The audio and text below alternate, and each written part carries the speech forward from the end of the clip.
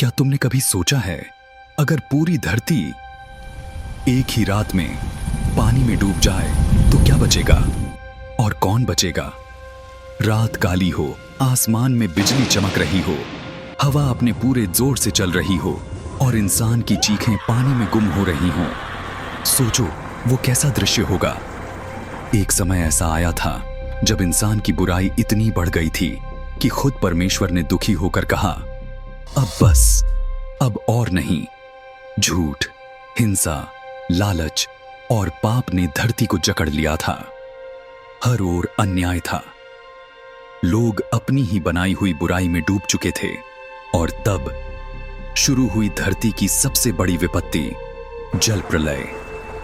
पर उसी अंधकार के बीच एक व्यक्ति था, नोहा, एक साधारण इंसान पर असाधारण विश्वास वाला। वो सुन सकता था वो आवाज जो दुनिया अनसुनी कर चुकी थी, ईश्वर की आवाज। परमेश्वर ने कहा, नोहा, मैं पृथ्वी पर एक महान बाढ़ भेजने वाला हूं। एक नाव बनाओ, एक ऐसी नाव जिसमें जीवन बच सके।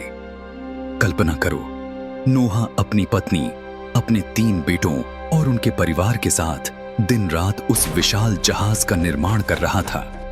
सूरज की तपिश, लोगों की हंसी, थकान और अविश्वास, सब कुछ झेलते हुए। हर बार जब हथौड़ा लकड़ी पर गिरता, वो केवल लकड़ी नहीं बल्कि विश्वास को आकार दे रहा था। लोग मजाक उड़ाते, नोहा पागल हो गया है, कभी पानी में इतना डूबा देखा है? आसमान से बारिश बरसेगी। हाँ हाँ, पर नोहा जानता था ये कोई आम बारिश नहीं होगी, ये होगा ईश्वर का न्याय। दिन बीतते गए, जहाज पूरा हुआ। एक विशाल लकड़ी का चमत्कार, 300 क्यूबिट लंबा, 50 क्यूबिट चौड़ा, इतना बड़ा कि उसमें पूरा जीवन समा जाए। फिर एक सुबह आसमान में पहली बूंद गिरी, फिर दूसरी, फिर तीसरी, और देखते ही देखते बिजली आसमान को चीरने लगी, बादल गर्जन करने लगे और धरती कांप उठी। लोग दौड़े, चिल्लाए, नोहा की नाव के दरवाजे पर दस्तक दी। हमें भी अंदर ले लो, नोहा, दरवाजा खोलो। लेकिन तब जहाज के दरवाजे खुद ईश्वर ने बंद कर दिए थे और बाहर सब कुछ शांत हो गया। सप्ताहों तक सिर्फ पानी था। जहां कभी शहर थे, वहां अब समंदर था। जहां खेत थे, वहां गहराई थी। धरती जैसे नए जन्म की प्रतीक्षा कर रही थी। नाव लहरों के ऊपर तैरती रही, कभी तूफान के बीच, कभी सन्नाटे में। अंदर बैठे लोग डर में, प्रार्थना में और उम्मीद में। कई दिनों बाद जब हवा थमी, पानी उतरने लगा, नोहा ने एक कौवा भेजा। वो लौटा नहीं। फिर उसने एक कबूतर भेजा। वो लौटा अपने चोंच में जैतून की पत्ती लेकर। वो पत्ती धरती की नई शुरुआत का प्रतीक बनी।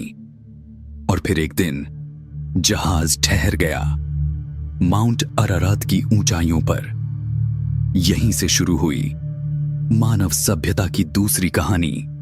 अब विज्ञान की दृष्टि से फैक्ट 1, माउंट अरारात, तुर्की पर वैज्ञानिकों को लकड़ी के अवशेष और जहाज जैसी संरचना मिली है जो बाइबल के विवरण से मेल खाती है। फैक्ट 2, मेसोपोटामिया, भारत, चीन, माया, लगभग हर प्राचीन सभ्यता में महान बाढ़ की कहानी मिलती है। क्या यह सब एक ही घटना की गूंज है? फैक्ट 3, लगभग 12,000 साल पहले ग्लेशियर पिघलने से समुद्र का स्तर बढ़ा। अचानक बड़ी भूमि डूब गई। वैज्ञानिक मानते हैं कि यही वह काल था जिसने महाबाढ़ जैसी घटनाएं जन्म दी।